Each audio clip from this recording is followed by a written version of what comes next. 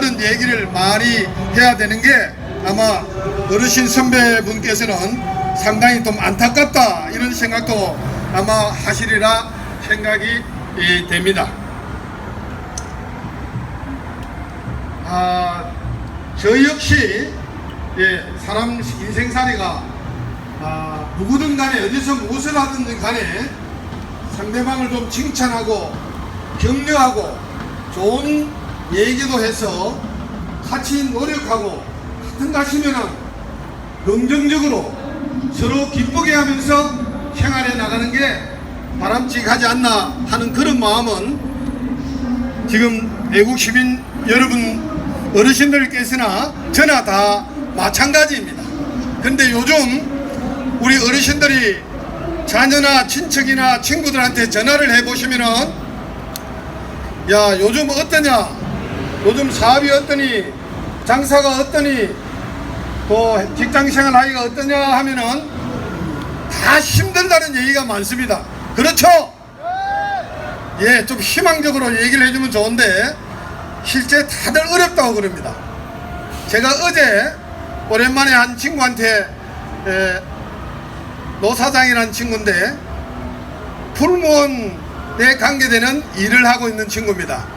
그래서 궁금해서 시간이 되면 저녁이나 먹을까 하고 전화를 했는데 속이 안 좋아서 저녁은 못 먹고 요즘 또 사업이 굉장히 어렵답니다. 매출이 일어나지 않아서 굉장히 어렵다고 합니다. 그리고 또 한 친구는 이병근이라는 조그만 공장의 공장장을 하는 친구였습니다. 부산 해운대구 송정 있는 쪽입니다. 기장 있는 쪽에 공장에서 공장장을 했습니다. 사장이 아니고요. 사장은 대학 동기가 아마 사장이었습니다. 거기서 공장장을 오랫동안 한 친구인데 석 달 전에 제가 이런 얘기를 들었어요. 그 친구한테 이 원청 큰 회사부터 밑에 기업으로 하청이 점점 줄어들어 가지고 자기네들은 맨 마지막에 3차나 4차에 걸친 그런 하청 공장인데 일거리가 없어서 이제 문을 닫아야 할 것 같아. 그래서 대학 동창인 사장인 친구가 말도 못하고 하니까 내가 솔선수범해서 회사를 퇴사를 해야 되겠다 그런 얘기를 3개월 전에 했어요. 그래서 제가 사실 어제 걱정이 돼서 전화를 했어요. 친구지간이잖아요. 그러니까 염려도 되고 또 어려우면 격려도 좀 말이라도 좀 격려를 하면 좋지 않을까 해서 어제 낮에 전화를 해서 병근아 요즘 어떻느냐, 너 3개월 전에 이래 왔다 했는데 어떻느냐 하니까 회사를 그만뒀대요. 석 달 전에 13~14명 있는 직장에 자기를 포함해서 19명이 그만뒀대요. 그래서 4명 정도가 지금 문을 닫을 수 없기 때문에 그래도 공장을 운영하고 있고 자기를 포함해서 다 퇴사를 했다. 그럼 지금 너 뭐 하고 있느냐 하니까 2달 보름 정도 뭘 할까 해도 별 대안이 없으니까 놀다가 보름 전에 지금 경북 구미에 있대요. 경북 구미에 아파트 6개 짓는 건설 현장에 철근을 구부리고 쪼우고 하는 공사를 담당하는 하청을 받아서 하는 담당자가 대학 후배인데 그 후배가 형님 와서 일이라도 한번 해보시겠습니까 해서 보름 전에 경북 구미에 저 자식은 부산에 두고 올라와서 일을 하고 있다고 그러더라고요. 그래서 참 어렵기는 어렵다. 그래도 너가 인간성이 좋으니까 후배가 선배 모시고 일 잘 안 하려는데 후배가 그래도 그런 제안을 한 걸 보니까 너가 세상을 잘 살고 인간성이 참 좋아서 그래도 그런 모양이다 하고 전화를 다음에 만나자고 끊었습니다. 우리 지금 청중께서도 주위에 전화하면 상황이 다 그렇죠. 경제가 이래 어렵습니다. 우리나라 사람들이 다 그래서 남 비판하기 좋아하는 사람 있습니까? 그런데 어쩔 수 없이 이 나라의 경제가 어렵다고 그러고 문재인 정권의 경제 정책을 비판하고 지적하는 건 아니겠습니까? 그런데 우리나라뿐만 아니라 지난 7월 18일 날 미국 뉴욕에 본사를 두고 있는 블룸버그 통신이랑 언론이 있는데 거기에 아시아 경제 전문 기자인 슐리넬이라는 사람이 칼럼을 쓴 게 신문에 나왔습니다. 그 내용이 뭐냐면은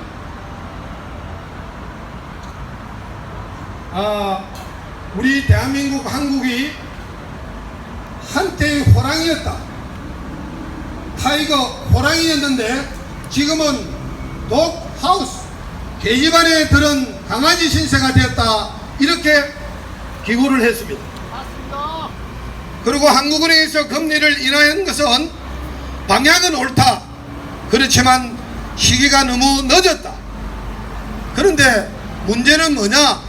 지금 금리를 조금 인하한다고 해서 대한민국 경제가 바로 가지 않는다. 이 얘기입니다.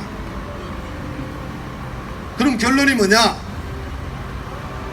문제는 이 문재인 정권의 사회주의 정책 때문에 대한민국의 호랑이가 강아지로 전락했다고 기고하고 있습니다.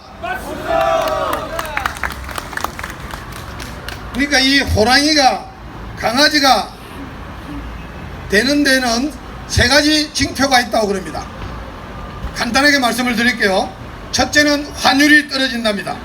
달러 가치가 올라가는데 동남아 통화 가치가 다 올라간다는 거예요.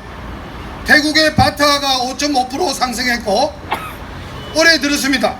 필리핀의 페소가 3% 상승을 했고 일본의 엔화가 1.8% 상승을 했습니다. 그런데 대한민국 원화의 가치는 마이너스 5.4% 하락했습니다. 그리고 두 번째 징조로서는 돈이 빠져나간다는 겁니다. 대한민국 주식시장에서 돈을 빼나간다는 겁니다. 대한민국에 먹을 게 없다는 겁니다. 집안이 잘 되려면 사람이 모여야 되죠. 공장이나 장사가 잘 되려면 돈이 모이고 사람이 모여야 되는데 대한민국에서 돈이 빠져나간다는 겁니다. 그래서 거기서 그 칼럼에서 예시를 해놨는데 베트남의 주식 투자가 우리나라 사람들이 지금 많이 하고 있고요. 그리고 호치민 예전 월남의 수도죠. 사이공 여기에 콘도가 있는데 우리나라로 말하면 아파트입니다. 이 콘도에 분양 돈을 주고 사는 사람이 베트남의 아파트니까 베트남 사람이 가장 많고 두 번째는 어디겠습니까? 중국이랍니다. 중국 사람. 세 번째가 대한민국 사람인데 100채가 있으면은 22채를 대한민국 사람이 산다는 겁니다. 그러니까 대한민국 돈이 대한민국으로 안 오고 지금 미국으로 베트남으로 싱가포르로 다 외국으로 나가고 있다는 겁니다. 싱가포르에서는 한국 사람들이 투자나 이민에 대한 문의가 하도 많아가지고 코리아 데스크라는 파트를 만들었대요. 그래서 한국 사람을 전속적으로 상담하고 투자에 대해서 안내를 해주는 이런 부서가 생겼다고 합니다. 우리나라도 잘 되고 뭐 그 나라도 잘 되면 상관이 없겠습니다만은 우리나라에 있는 돈이 들어오지는 안 하고 계속 나가는다는 게 큰 문제가 아니겠습니까? 그래서 올해 지난 1년 동안에 우리나라의 기업 자금이 해외로 나간 돈이 1000억 불 이상 유출이 됐다고 그럽니다. 그런데 이 1000억 불이 우리나라 노동자 40만 명을 고용 가능한 그런 돈이라 합니다. 참으로 우리가 이런 문제를 걱정하지 않을 수가 없습니다. 그리고 세 번째 징조로서는 돈이 나가기만 나가는데 예 맞습니다. 돈이 들어오지는 않는다는 겁니다. 경상 수지 흑자가 점점점 줄어드는 것은 당연하고 달러 유입량이 2016년 6월 30일에는 GDP의 7.5%였는데 달러 유입량이 2019년 3월 30일자로 GDP의 4.5%로 3%가 또 줄었습니다.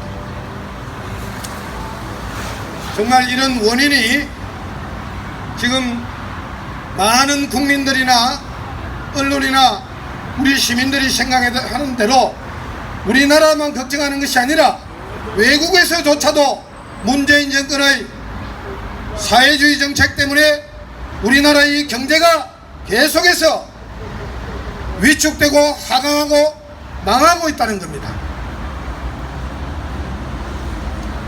예, 결론적으로 조금 줄이면은 왜 그럼 이러냐? 그럼 이것을 좋은 기업하기 좋은 나라를 만들려면은 어떻게 해야 하느냐?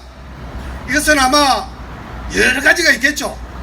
경제 전문가들도 있을 테고 학자도 있을 테고 또 현장에서 순간순간 판단해서 기업의 흥망성패를 다투는 그런 기업하는 사람들, 이런 분들 잘 아시는 분이 많겠죠. 그렇지만 제가 오늘 이 광화문 광장에서 국민과의 대화에서 우리 국민의 소리를 사랑해 주시는 애국 시민 여러분들에게 한 가지만 말씀드리겠습니다. 많은 원인이 있겠지만 문재인 정부 들어서 기업을 우대하는 정책을 쓰지 않았습니다. 기업을 적대시하는 정책을 썼습니다. 재벌을 개혁한다고 해서 많은 기업의 총수들이 교도소에 1년 이상 갔다가 나왔습니다. 물론 잘못을 하면 처벌을 받아야죠. 그렇지만 한 기업 어느 특정한 구멍가게 하나, 식당 하나, 조그만 폐수 처리하는 공장 하나 하더라도 지켜야 할 법률이 얼마나 많습니까? 대기업 총수를 짧은 시간에 18번 검찰에서 압수수색을 하는 이런 정책 기조를 유지하면 견딜 수 있는 기업이 있겠습니까? 예, 그렇습니다. 우리가 부자들을 적대시하면은 가난한 사람을 무시해서도 안 되지만은 부자들이 이 나라를 떠나려고 하는 그런 부자를 적대시하는 나라를 만들어서도 안 됩니다. 그래서 정부는 여러 가지 문제가 있지만은 신북 정책을 쓰면서 마치 이 나라가 사회주의화 되는 것, 사회주의 국가가 되는 거 아니냐 하는 염려를 기업이나 국민들이 하기 때문에, 불안하기 때문에 투자와 소비를 꺼려하고 또 외국에다 투자를 하려고 하고 이민을 가볼까 하는 이런 생각도 하는 것이 아니고 무엇이겠습니까? 존경하는 애국 시민 여러분, 국민의 소리를 사랑하시는 선배 동료 여러분, 기업이 잘 가려면은 사회적 분위기가 기업하는 사람들을 도둑놈, 세금 포탈하는 사람, 근로자 피를 빨아먹는 사람, 이런 사고만 가지고는 기업을 할 수가 없습니다. 기업을 하는 사람들을 존경하는 사회가 되어야만이 월급을 주고 일자리를 준다는 보람을 느낄 수 있는 그런 기업인들을 대우해주고 만들 수 있어야만이 이 나라 경제가 살아날 수 있습니다. 맞습니다. 박수 한번 크게 주시죠. 예, 정말 그렇습니다. 이렇게 사회가 박수 쳐주고 정부가 박수 쳐주고 공무원이 박수 쳐주고 기업인은 부가가치를 창출하는 사람이고 같이 사는 역할을 하는 사람이고, 그래서 공무원 해라 법관 해라 이런 사례만 할 것이 아니라 너가 나라를 위한 애국자가 되는 길이 세금을 내는 길이다, 기업을 해서 고용을 창출하는 길이다, 이렇게 사이에서 부모님들이 자녀들에게 교육할 수 있는 그런 분위기가 되어야만이 대한민국 경제가 살 수 있다는 말씀을 드리면서 저 얘기를 마치겠습니다. 고맙습니다.